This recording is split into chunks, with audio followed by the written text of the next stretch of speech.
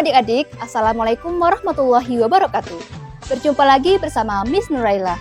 Di video kali ini, kita akan belajar materi IPAS yaitu tentang rantai makanan. Oke adik-adik, apa kabar semuanya? Semoga kita selalu diberikan kesehatan oleh Allah Subhanahu wa Ta'ala, sehingga kita dapat mengikuti pembelajaran hari ini dengan baik.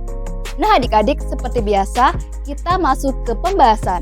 Miss akan menyampaikan tujuan pembelajaran kita hari ini, yaitu menganalisis hubungan antar makhluk hidup pada suatu ekosistem dalam bentuk rantai makanan. Oke adik-adik, kita masuk ke pembahasan ya.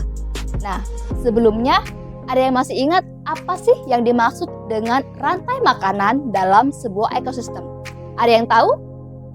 Ya, betul. Rantai makanan adalah peristiwa makan dan dimakan antara makhluk hidup dengan urutan tertentu. Dalam rantai makanan ini, ada makhluk hidup yang berperan sebagai produsen dan konsumen. Nah, adik-adik, produsen adalah makhluk hidup yang dapat membuat makanannya sendiri.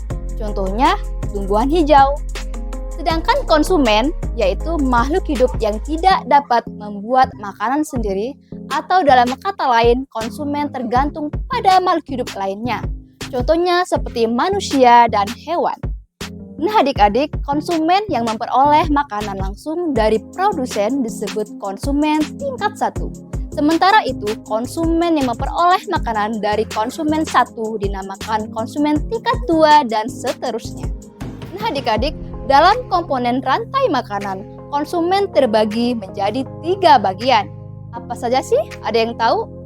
Ya, betul. Konsumen terbagi menjadi 3 bagian, yaitu konsumen primer, konsumen sekunder, dan konsumen tersier. Nah, adik-adik, berikut adalah penjelasan masing-masing konsumen berdasarkan tingkatan tersebut. Yang pertama ada konsumen primer.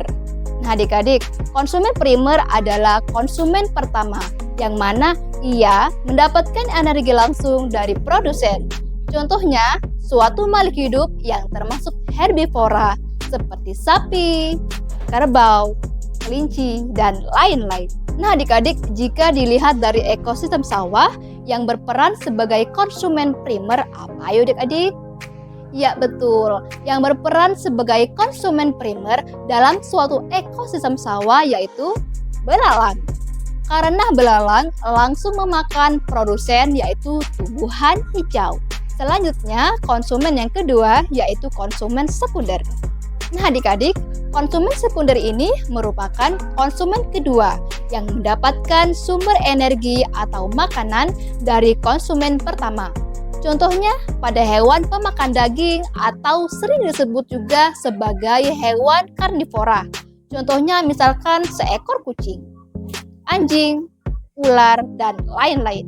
Nah adik-adik, bisa kita lihat di contoh dalam sebuah ekosistem sawah yang berperan sebagai konsumen sekunder, yaitu bisa katak atau ular ya adik-adik. Oke, selanjutnya konsumen yang ketiga yaitu ada konsumen tersier, yaitu konsumen yang mendapatkan sumber energi dengan memakan konsumen kedua.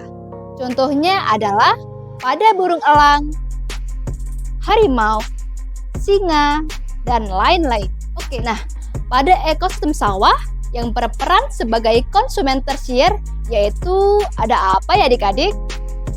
Ya, ada burung elang ya adik-adik. Nah adik-adik, selain ada produsen dan konsumen, ada juga dekomposer atau pengurai.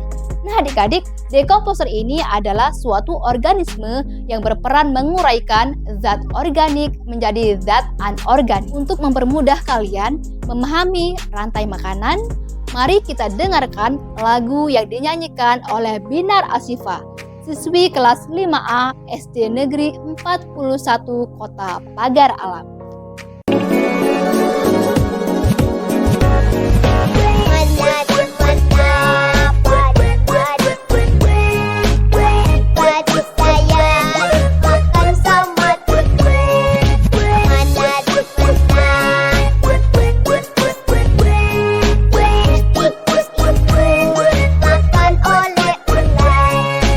Ular dimakan elang, elang sudah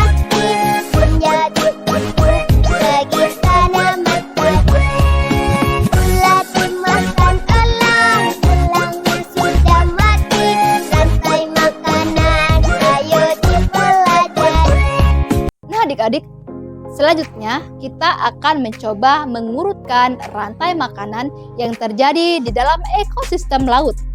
Yang pertama ada fitoplankton. Fitoplankton dimakan oleh zooplankton. Zooplankton dimakan oleh ikan-ikan kecil. Ikan-ikan kecil dimakan oleh ikan-ikan sedang. Dan ikan-ikan sedang dimakan oleh ikan yang berukuran besar.